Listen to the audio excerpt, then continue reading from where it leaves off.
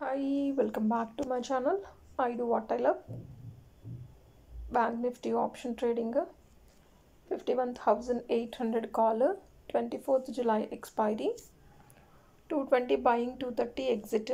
ఇది just few సెకండ్స్లో అయిపోయింది ట్రేడ్ 2-3 మినిట్స్లో అయిపోయింది 51,800 call open 833 rupees day high 899.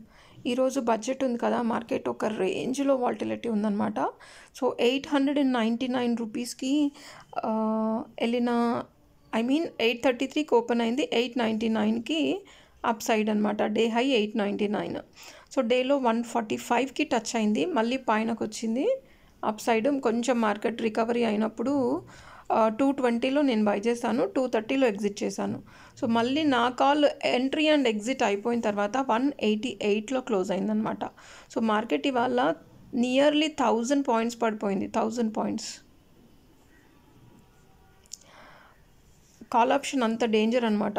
Even call అనే కాదు, పుట్స్ అయినా సరే ఆప్షన్ ట్రేడింగ్. సో ఇలాంటివి మార్కెట్లో న్యూస్లో ఉన్నప్పుడు మనం చాలా జాగ్రత్తగా చేసుకోవాలి, చేస్తే చేయాలి, లేకపోతే గమ్ముగా ఉండాలి ఇంకా మార్కెట్ చూస్తూ. ఇలా ఎప్పుడైనా మధ్యలో ఇన్ బిట్వీన్ మనకి ఎంట్రీ దొరికింది అంటే తీసుకోవాలి, బయటకు వచ్చేసేయాలి. సో అలా 10 పాయింట్స్కి నేను ఎగ్జిట్ అయిపోయాను. 51,800 కాల్, ఓన్లీ 1,500 రూపీస్లో బయటపడ్డాను. సబ్స్క్రైబ్ చేయడం మర్చిపోకండి, లైక్ చేయండి, షేర్ చేయండి.